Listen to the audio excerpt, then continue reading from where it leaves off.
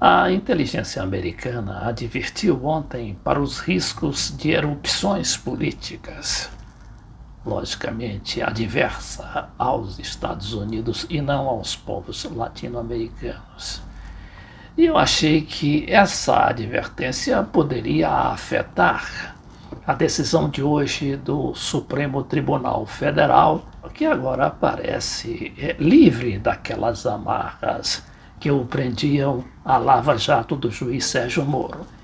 E aí, segundo aqui esse site, o Brasil 247, Supremo forma maioria, Moro se torna incompetente e Lula terá seus processos anulados. Com esta decisão, o ex-presidente Lula poderá disputar a presidência da República em 2022. Pesquisa divulgada ontem aponta que ele tem 52% contra 34% de Jair Bolsonaro no segundo turno. Bom, isso revela então uma certa preocupação ou desconforto do atual presidente brasileiro, que quis cutucar ontem o presidente da Argentina, justamente aquele, não é, que foi eleito contra essa onda direitista que dominava a América Latina até a eleição do López Obrador no México, depois a eleição do Alberto Fernandes, que tem a Cristina Kirchner como vice, a eleição da Bolívia, não é, com a volta do Evo Morales, e agora o primeiro turno da eleição no Peru, que surpreendentemente deu como cabeça, em primeiro lugar, um candidato pró-Evo Morales, o professor de ensino primário, o Pedro Castilho.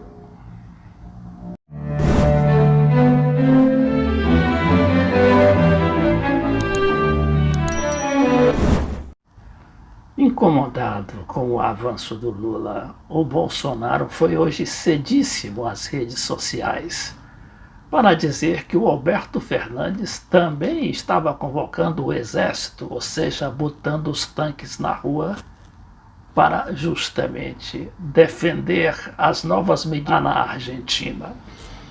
Então diz aqui esse material da Folha, não é, de São Paulo: Bolsonaro comete 2 erros em afirmações sobre novo toque de recolher na Argentina.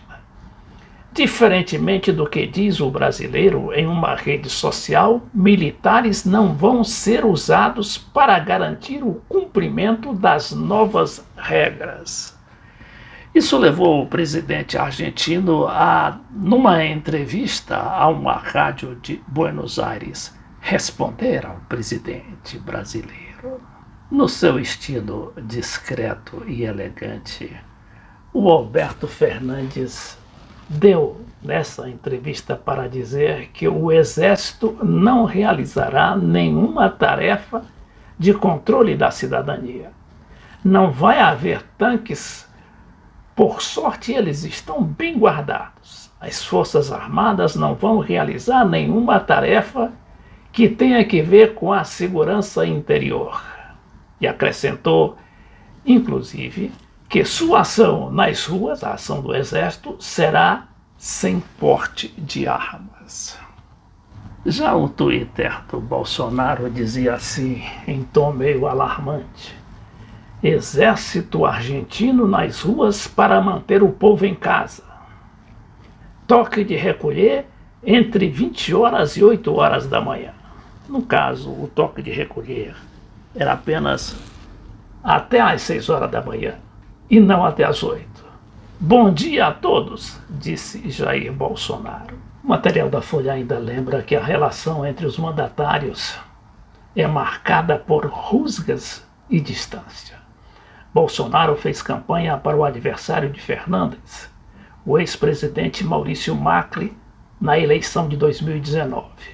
Depois da vitória do rival, o brasileiro afirmou que não cumprimentaria o argentino e fez diversas críticas ao retorno do peronismo, grupo político ao qual pertence Fernandes e sua vice, a ex-presidenta Cristina Kirchner, ao país vizinho, o que identificou como uma guinada de rumo da Argentina em direção à Venezuela. O Eduardo Bolsonaro, o filho do presidente brasileiro, foi ainda mais explícito em sua crítica. Em setembro, afirmou que o que estava acontecendo na Argentina, devido à longa quarentena imposta por Fernandes, era uma calamidade e que o país tinha sido destruído por seu governo socialista em poucos meses. Na verdade, a Argentina preocupa, pela situação da Covid. Naquele dia que o presidente foi à televisão e explicou as novas medidas, que não é propriamente lockdown, tem esse toque de recolher, não é? E algumas restrições para o comércio, principalmente nos finais de semana, que não vão poder abrir. E decorre daquela situação que naquele dia tinha havido nada menos que 28 mil casos de infecções pela Covid-19. Hoje também não estava muito baixo, estava 24.383 mortes. Ora, isso comparado ao Brasil até que não é muita coisa, mas a gente tem que fazer as contas, porque a gente se recorda que há alguns dias nós chegamos a dar 90 mil infecções pela Covid. A população argentina, ela tem 44 milhões. Algo em torno de 4 vezes e pouco, menos que o Brasil. Mas, no fundo, a briga mesmo, a grande disputa é essa aqui com o Lula em 2022, em outubro de 2022. Quando também já terá mudado alguns governos da América Latina, a Colômbia, o Chile, o Peru, e aí a América Latina voltando às suas raízes, voltando aos governos populares.